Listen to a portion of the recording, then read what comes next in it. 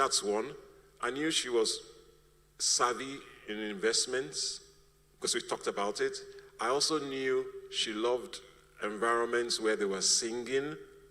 I wasn't into singing, but before I got married, I got into singing. You know, there's some things you move along with the way. So these were three small things. I won't answer all, but these are things I knew about her already before we got married. What did you know about me?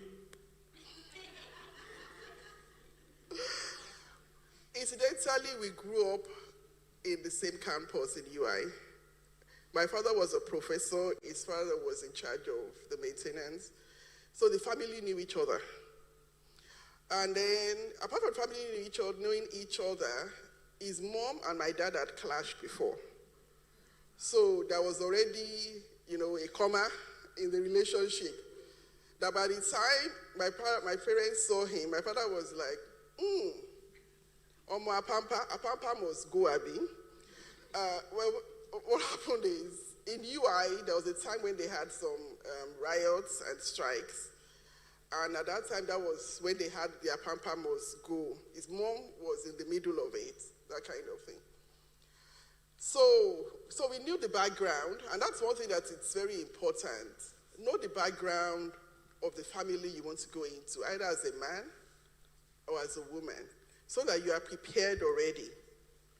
With God, everything there's nothing impossible with God. Even if there are there are barriers, or people think, oh, this person is not, you cannot fit into this family.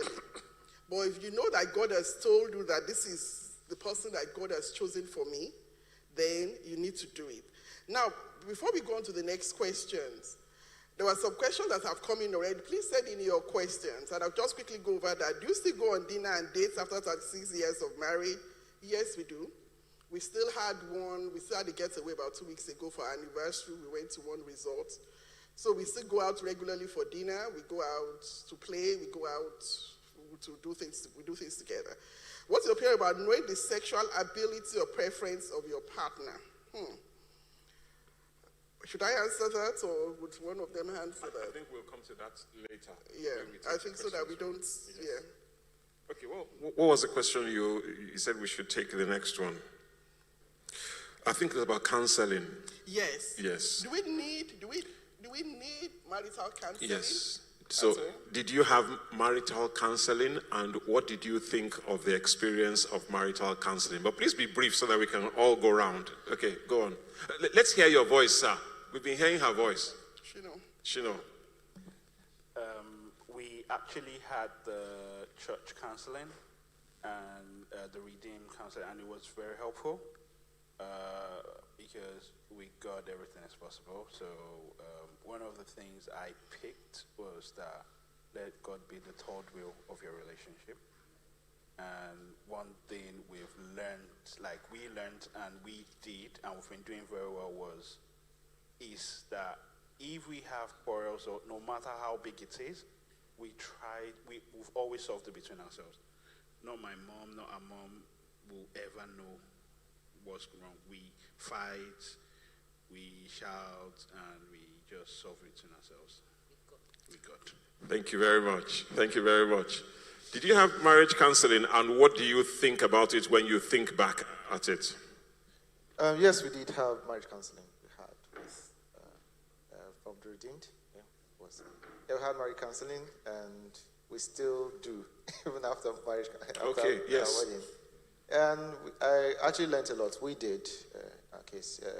One of the things I learned particularly was the importance of knowing when parents of third party, that involves parents, pastors, family members, knowing where to draw the line. Yeah. Draw the line.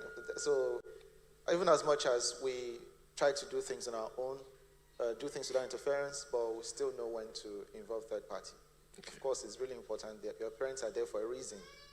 You're not going to get married into isolation and just live on your own. There's still the role they have to play. So we sort of learned that in our marriage counseling, and it's really important for us today. And we still have marriage counseling. Beautiful. Beautiful. There are people we speak to. Glory to God. Thank you very much. Beautiful. Busala, this time, did you have marriage counseling? And when you cast your mind back, how useful or what would you have said could be better about marriage counseling? Yes, we did have pre-wedding counseling or pre-marriage counseling, and I think one of the key things that we took from that we still practice today is how we deal with our finances, actually, because our counselor at the time actually gave us a spreadsheet on what they do, and that's kind of what we imbibed, and we still do that till today. Okay, thank you. Did we have marriage counseling? Yeah, we did. Okay. We did. And it was very thorough, very deep. And we're still in touch even with the pastor that did our marriage counseling then. So one thing we'll find out, when we talk about counseling, many times, and this is not counseling as special, many African men think you are inviting third party, you are inviting interference, and that kind of thing. It's not so. One is the questions that you can probably not ask yourself that a married counselor will make you talk about. And then even after the wedding, after the marriage, usually we do 6 months after. Because once you are married, definitely there will be differences, there will be surprises, many surprises. You understand? And so it's always good to have somebody that you can talk to. For those people who are single here, if you're dating somebody that there's nobody you can report to, there's nobody is answerable to, there's nobody that you can pick on and say, oh, see what this girl that did to me. It's a big red flag. So it's important that you need to be accountable to somebody, and that person realizes that he's taking a role of guiding you, of helping you, and moving through maybe the rough patches you might have. Okay. Okay, thank you very much.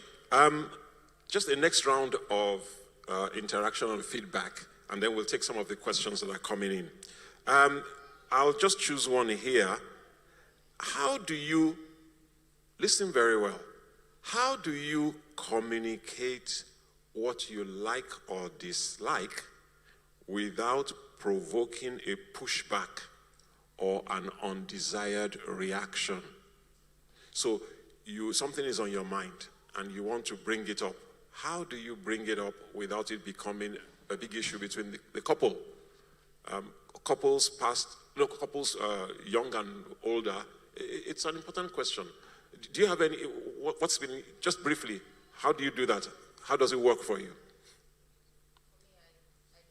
Take some time off. If I know that when I speak, I might shout or something. Sometimes I shout, to be realistic. Everything is not perfect. But sometimes when I want to communicate it and I want him to understand, I call him sweet names. Like, baby, this is what I'm trying to say. But when I'm angry, I call him his name. Yes. Especially, sometimes I actually want him to feel what I'm feeling. It happens, but sometimes I just try to call him those names and then explain it and let him see it from my perspective. We argue a lot, go back and forth. If he doesn't get it, I wait for some days and then we explain it. Okay, thank you very much. What name do you call him when you're not angry?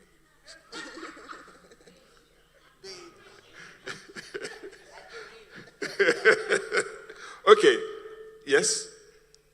How do you? What have you learned? What's a good way from experience? Well, I'm still learning, and I think one of the biggest things that I'm learning entering marriage is people are different, and so we deal with things differently, we process things differently, and men and women certainly are different. For me, for instance, when there's something wrong or something on my mind, I want to say it right there and then, and my husband is a bit more mellow, a bit more calm, and so I've had to learn, and I'm still learning, to pick my battles, number one, and to pick when I speak. Timing is really important. Maybe it's not the best time in the heat of the moment or when that thing has just happened. Like maybe, I don't want to say all my secrets now so you won't realize what I'm doing, but like, in a soft tone, maybe after, you've just had dinner and like you've made some really good dinner and his belly is full, you know, and that's when that's when you can bring it up in a soft tone. I don't know if you have anything to add to that.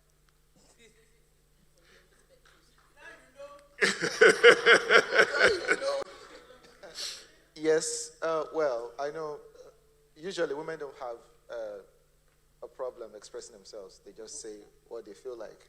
Yeah, it's really easy for them. From my own side, for men, for most men, I don't know, maybe me or I'm just, most of the time we may not say what we feel at the moment. We sort of hold back, and after a while I discovered that it wasn't really helping. Sometimes you have to say what you feel, even if it may, yeah, so to speak, ruffle some feathers, because if you don't say what you have to say, you discover that the issue keeps popping up over and over again. So sometimes it's good to just say, okay, this is it. This might be the issue. Yeah. So that we'll deal with it right there and then, even though it might be an uncomfortable conversation. Yeah. Okay, thank you very much. Dami, how would you bring up something difficult and potentially thorny? But Basola, he seems to prefer you as a spokesperson. It's okay, it's okay. I think in the past, like everybody else, I had to learn. I think now I'm a bit more laid back and quieter. Because, yeah, if something happens, I just go off. I need to get it off my chest right there and then move on. Yes. But I think now, I was joking when they were answering their question that we thank God for WhatsApp, because Dami can write an epistle on WhatsApp. And a lot of our, you know, if we've had if we've had something happen and we're not in the same place, we just go to WhatsApp and table out all the issues. And then I start responding to each one. So yeah, that's kind of how and that's, you know, afterwards in a calmer manner. Very good. And it works. And WhatsApp has a memory, point 1 to point whatever, and you can see which ones have been dealt with and which ones are outstanding. Okay, thank you very much. So, what would you want to say about us? There's something we call the sandwich principle. And the sandwich principle means that, you know what a sandwich is? You have 2 slices of bread, and then you have something inside. So you start with something good. Oh, thank you. Thanks for helping with these. You're such a good husband. But you know, sometimes I'll prefer it if you wake me up a bit earlier. Or, you know, I don't particularly like the fact that you did this or you did that. But you know, you're always very good. It's not that I'm complaining, but it's just that, you know. So you start with something good. You shock in that thing you don't like.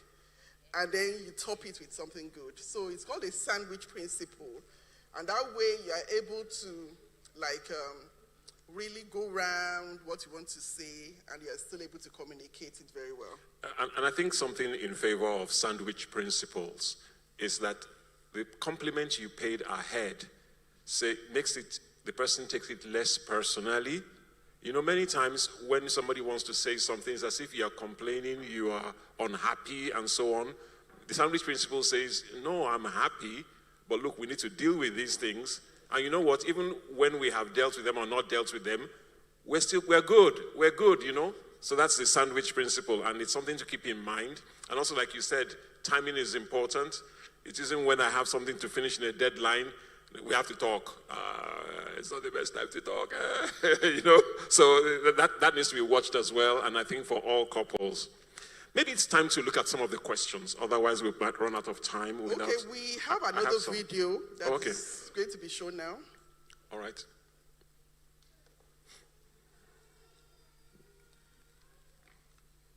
It's like a summary of some of the things we've talked about.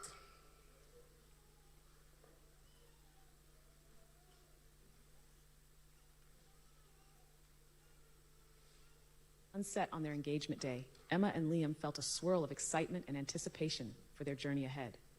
They soon realized the importance of understanding each other's love languages, which turned into the cornerstone of their relationship. Diving into the art of courtship, they learned that small gestures of love often spoke louder than words. Together, they tackled pre-marriage counseling, pinpointing strengths and vulnerabilities, ensuring a solid foundation. Emma found solace in personal self-care, ensuring she remains centered and stress-free amidst the wedding chaos. their weekly date nights filled with laughter and meaningful conversations became their sanctuary. Open discussions about finances and future parenting strategies brought clarity and unity into their plans. With every step taken in harmony, they crafted a marriage bursting with love, understanding, and shared dreams. As the sun set on their engagement day, Emma... Thank you. The summary of that particular video talked about 4 main things. The first one is communication. It's very, very important. The second thing is finances, which we're going to go into now. And then the third thing is more of the relationship and what has worked and what has not worked, how you're able to know each other's love language, because that's one of the things that many people tend to run into challenges, when you don't know your partner's love language. Okay, so some of the questions that came in, I'll quickly just take one. On finances.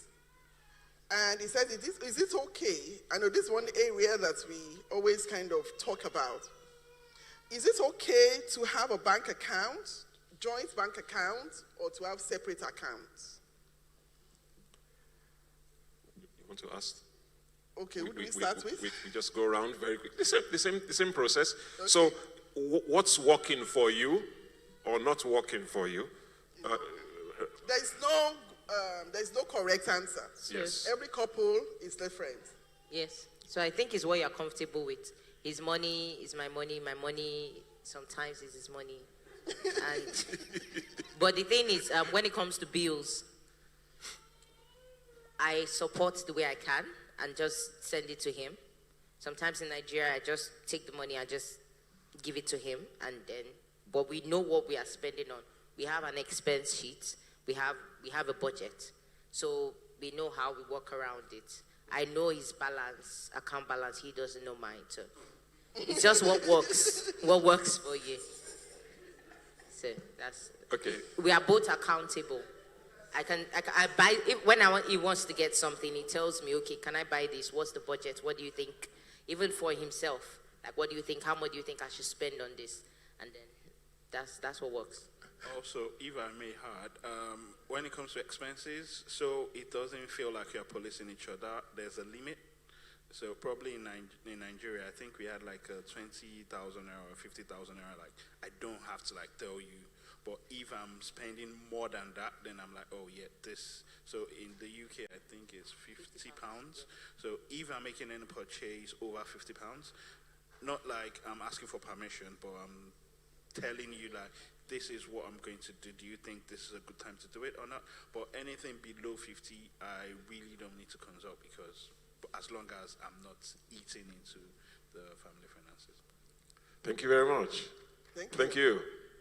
Yeah, I mean, I agree. I think we agree that it's what works for you, but it's about being open and transparent. You know, when we were having counseling, they were talking about like what sort of bank accounts you want, and one of the things that we agreed was we can have our separate bank accounts and we can have a joint bank account, you know. But even with the separate bank accounts, what's mine is his and what's his is mine. It's just that I like to spend his money more.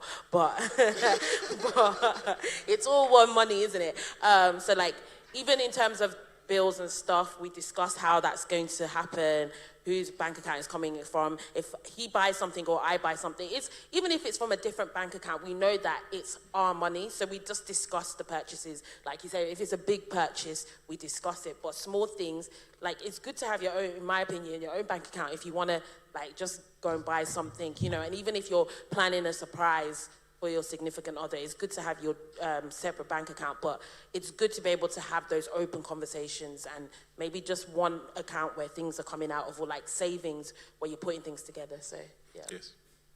And you're both comfortable with what you're doing. Yeah. That's it. Dami, will we hear your voice, or you still want to leave it to Busola? Okay, Busola, go ahead. We have a few bank accounts, both personal and shared, and each one serves a purpose. So we have a joint account where our salaries get paid into, and then from there, everything kind of goes into where it needs to go, whether it's for food or, because we do have a food shopping account as well, which is strictly for groceries. So things like that, that's how we've kind of split it up. In our individual account, like everyone has said, we can do whatever because we also get an allocation of an allowance from what we get paid. And from there as well, we can do whatever you want with your money. Okay. Do you want me to answer this one for us? Okay, so I'll do the answering. So how do we do it? We have separate accounts, but all the accounts bear both names. So they're all joint accounts. But we know who operates which one. But they are all with the same name. And one of the things in mind is, should anything happen, the other person should be able to activate the account. How can I have it, and when she needs it, she can't get access to it? So it's also practical from that point of view. So it's the way it's separate and it's still joint, but I know the ones I handle, I know the ones she handles. So if she says, I need to pay her back for some expenses she has run, which I would normally pay for, I know where to pay it to. So I'm paying it from Gbenga and Bumi to Gbenga and Bumi, but don't doubt it, we know, we know what's happening. So yeah, and that works for us. It also means she's very well aware, I'm very well aware of what's in her account, what's in my account, and it works, so it's okay. Or do you want to say something? Where does it go wrong sometimes? Because some people have had, it's not always as nice as we've all said. Sometimes it's a terrible experience. Some people have no clue what their partner has. Some people have thought they were working together on a joint project for many years, only to find out that their name is not even on it at all, or the project didn't even take off. You want to say a few words about that? Yeah, it's important if you know you're married. You know, there's a particular word that we don't talk about anymore, life partner. It's like many of us have already, taken that word from our dictionary. As a Christian, when you're getting married, the person you're getting married to is your life partner. Partner in business, partner in childbearing, partner in career, partner all round. So if that person, if you've seen that person as your life partner, the Bible says they were naked, they were not ashamed. So there shouldn't be any secrets, okay? But what has worked for us for the separate account is because I'm in business. And being in business means there's always high, there are some lows. And so we cannot base a family finance on my business. Because sometimes the money would come in, boom. Sometimes I'm asking him, he should give me money to pay salaries because I don't have enough. You understand? So it's important as much as possible to be open with each other, know where you are, where your finances are concerned. And then another thing I'd like to talk about, for those who are just relocating to the UK, your children are more important than the money that is coming in. I know finances are tight. I know bills are high. But please don't sacrifice the life of your children because you are trying to make enough money to pay all your bills. God is going to ask you about those children. So if it means that maybe you have to reduce your hours, or one person works during the day, another one works during the night, to make sure that there's always somebody there for the children, please rearrange your time, because the children are more important. At the end of the day, God is going to ask you, the life I committed into your hands, that you brought into this, what did you do with it? So thank you very much. A number of questions have come. We're going to rush through. Maybe just ask one instead of going around, okay, so that we can take as many of the questions as possible. Now, it said, how much does the financial state of your partner count for one to commit to them? Is that when you are married or before you are married? How much does the financial state of your partner count for one to commit to them? Does time you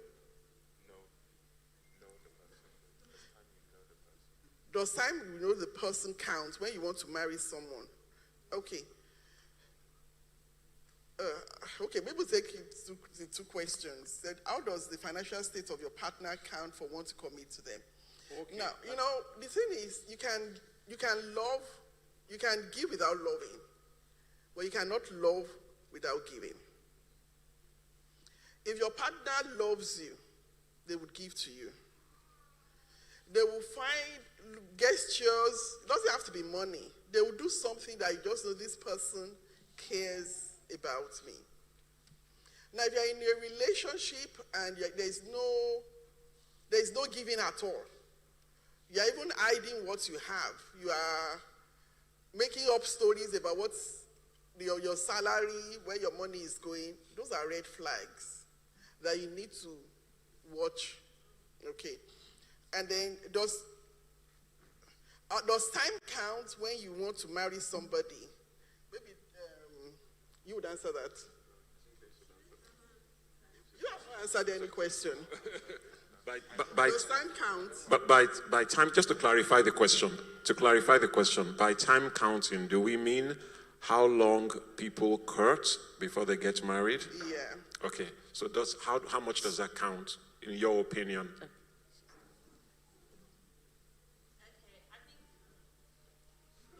About the will of God for your life at the end of the day, because you can know, and something my husband always says is you can like know someone for 10 years and court someone for 10 years and not know everything about them until you enter marriage anyway.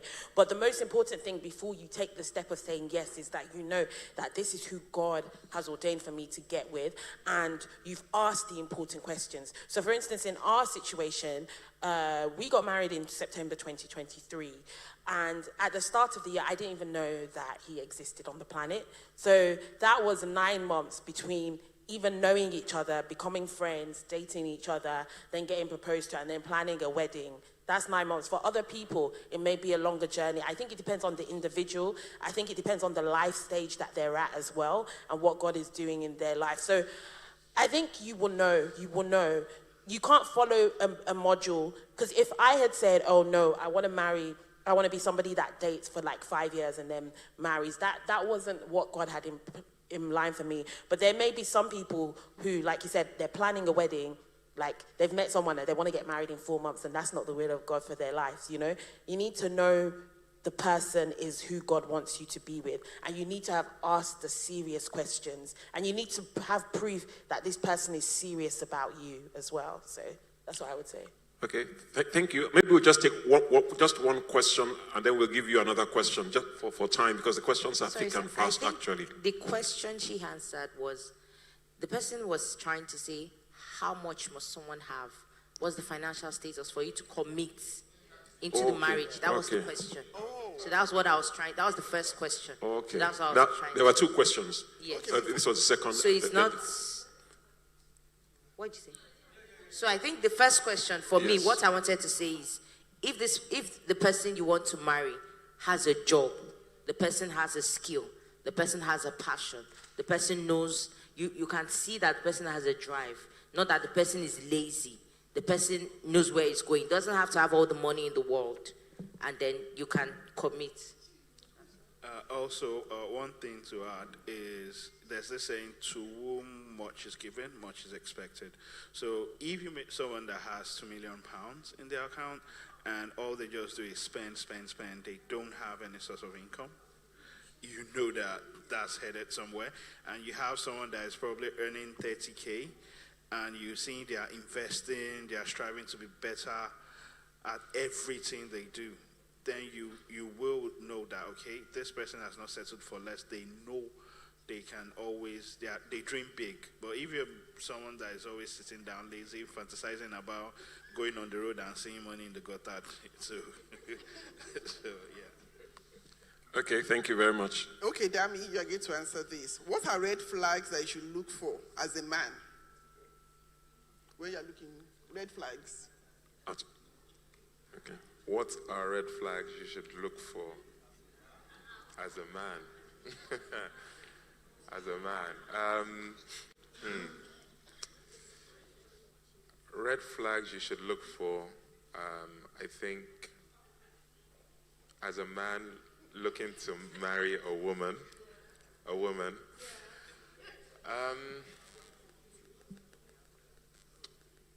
I think, in all honesty, we all have our red flags. We all have our weaknesses. We all have our idiosyncrasies, as I would say. what you have to determine within yourself as a man is that, can I live with this woman for the rest of my life? Can I? So you might notice like one or two things about the lady, and you're thinking, it's fine. But those things you're noticing now that you're overlooking will become the thing that you're now battling. So you have to, and I always say to people, like, when you're in a relationship and they're revealing themselves to you, so somebody might be direct. Guess what? You're going to get married. That directness is going to be even worse. Because right now, they're just being, But if they've shown you that they're a direct person, are you ready to live with that directedness for the rest of your life? If she loves, she's asking what you're bringing to the table, that you should get your money up and that you should be taking her to expensive places, guess what? That's not going to change. In fact, she's going to require even more. And it's vice versa as well. So whatever it is that you see, ask yourself, can I live with it? Because some people, and because like different personalities also, so for, I say every person has their madness. Can you live with that madness for the rest of your life? Red flag, blue flag, white flag, whichever flag, can you live with it for the rest of your life? God bless you. Thank you. Well done. Okay, a quick one. Can one partner support the home alone while the other one manages the home? My view, our experience, yes. So you are both working together for his salary and you are both working for her to take care of the home, as long as you are both happy with it and you understand it. When we first got married, she was working in the bank, I was working in a manufacturing company, but things happened so fast. By the time we were expatriated for the first time, great opportunity for the family, for us to go and live in France and work in France. But for her, it meant giving up her career. And that was it. She couldn't go back anymore. And her life became taking care of children in a country where she didn't understand their language, at least initially. And all she had to talk to were 2 kids, like a baby. It was not fun. I asked her after 2 years that they were asking me whether I would like to stay on in France. She said, no, I took those 2 years for you, but no. So I could understand. And then we came back, and then we went again, but it was like her career was a bit sacrificed. But then again, if she does that, we're both working together when I'm working, aren't we? So that's the spirit. And when she's home, she's taking care or more with the children. When I travel around on missions and so on, we're doing it together. So yes, the answer is, can one partner support the home alone while the other one manages the home? Yes, as long as you understand one another. What happens within your home is your business. So yes, that's one question. I would like to take this one. I'm currently dating someone. He's a really great guy. However, his friends are not the best. Should we continue dating? How can I bring this up with him? Shinom, would you like to answer that? There's the saying, show me your friends and I'll tell you who you are. But still, people are different. So I can say, like the Apple mentioned, I don't drink, I don't smoke, but I have friends that do that. We hang out, but I'm not necessarily influenced by them. Like, I do my own thing. So you need to, just taking from what Dami said, you need to see, I won't say vices, but you need to see what red flags those friends are posing. And can you live with that? Because war come and goes, soldier remains. So like war come and goes means relationship will come and go, but his friends will remain. So you need to understand, will he choose you or his friends over you? So you need to bring it up, find the right time, talk to him about it, but don't be provocative. Don't bring it up in, oh, your friends needs to go, you need to choose between me or them. You just need to raise your concerns. And if he truly wants you, trust me, he will allay your fears and start compromising, because compromise, like in every relationship, compromise is key. Okay, thank you. There's one question about in-laws. In-laws. In-love, outlaws, in-laws. Okay, I would like to ask you, what have you learned in relating with in-laws? Yes. What have you learned that can be shared? So maybe Yinka would answer that. For minutes, yeah. Oh, well, You have just a minute or two. yes, okay. My in-laws are, I've learned a lot, actually. My in-laws are, fortunately for me, my in-laws are pastors. So there's a lot I've learned from looking at daddy, and also my mother-in-law too, their love and care, the way, and also they sort of quickly helped me settle in the country. So just looking at their life and listening to their stories and how they built their lives has sort of helped me. And also they, in their capacity as, let's say, marriage counselors in their church, have also helped me too. Have helped us in our relationship. Although they sort of are aware of the fact that they are our parents, or my in-laws as well, so they try not to do that very often. But in the times when we interact and they have to advise us, they sort of play that role too and advise us and help us. So that's what I can say. Thank you. Okay, we're going to have to round up, but I'll just take one more question. Which one now? Out of all Can I just say a word about in-laws? Yes. Just one point about in-laws as well. They can be very helpful. They are very helpful, and we should always, you are married, when you get married to your husband or wife, you are marrying into a new family. Don't ignore them.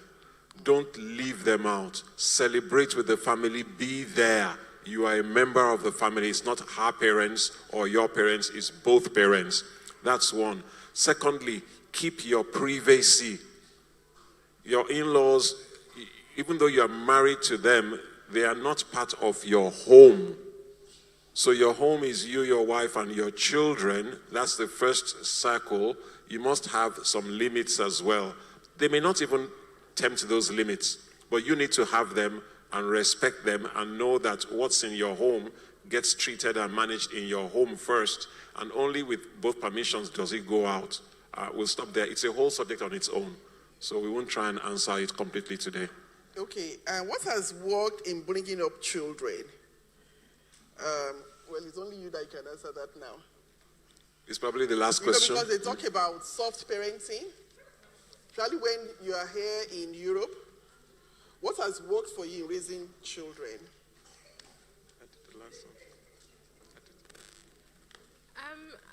I'm not going to consider myself a soft parent. I don't think, but maybe, I don't know. I think I have to give this one to the children to tell me. But I think there's a bit of, maybe a mix of both, because I grew up in an African setting, and when you do something, not so right, you get disciplined. Whatever way that may be, you get disciplined. Whether it's facing the wall or sitting on a step, I don't know how people do it. I know how I do mine. But also, I think there's a lot of talking, because as they get older, you have to talk to them, because the facing the wall, sitting on the step no longer works, and you have to start talking to them and carrying them along in everything.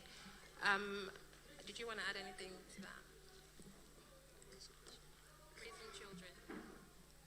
What works? Yeah, I think, you said it. Oh, God bless you. Okay. All right, you want to say a word quickly about bringing up children? Last word. Children. No, last word, just as a couple. Oh, okay. What's the one word you would like to leave with everybody? With word. God, everything can be solved. Everything can be resolved. There's no matter too big for God. Finances can be resolved. Spiritual issues can be resolved. Everything, even your sexual life, can also be resolved. So that's mine. Thank you. Shino, last word. Put your partners first. Like, one thing we've always done is we put our partners first, and we're always trying to impress each other. Like, I'm always trying to impress her. She's always trying to impress me. So that way, we don't get complacent. Thank you. Lola? The one word I would say is patience. Knowing that you're both on a journey, and even if your marriage does not look like what you want it to yet, for instance, for us, we're still in our early stages, so we're building our life together. And as we involve God in it, and as we grow as people and get to know each other more, we will get to where God wants us to get to. But it takes patience to build something good. Okay. I would like to speak to, let's say, people, singles looking to get married. We should be open to however God is going to lead us to our partners. Like in our case, it was through introduction from a family member. Some people imagine it's going to be this Nollywood style, Cinderella style. It doesn't happen like that most of the time. I'm sorry to say.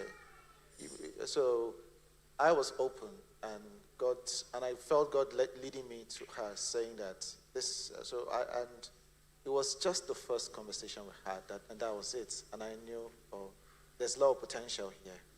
And I stuck on, and God showed himself in many ways, and here we are today. So we should be open to how God is going to lead us. So forget the Nollywood, the Hollywood, the Bollywood style, meeting on a plane and all those. It could happen that way anyways, but God can lead you to your partner any way he wants to.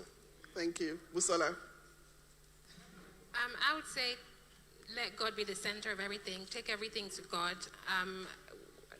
Whatever it is, as little as it can be, as big as it can be, take everything to God. I think there's a proverb that says in our language, in my language, that, marriage is a place where you learn. And I think that's what it is. You learn and you grow, you readjust, and you just let God, some things that you might be complaining about might not be about the other person. It might be that God needs to change you to see what's actually going on. So just let God take control. That's what I'd say. Dami? I would just say be kind to each other all the time. Be kind to each other all the time. Thank you. Before my husband prays, because he's going to pray for the couple here, I'd just like to give all of them a book here. I think you all know about the book. I run the Brides Academy. It used to be the Nigerian Brides Academy, but because we're going on a franchise, so it's being upgraded now to African Brides Academy, because we're having a number of Africans coming in who are coming in as godmothers for counseling, for coaching and all. But what I want to leave with everybody here, the love of God constrains us. The love of God helps us. And the love of God helps our marriage. So whatever you are involved, whatever you are doing, put God first. And ask yourself that question, what would Jesus do? If you know what Jesus would do,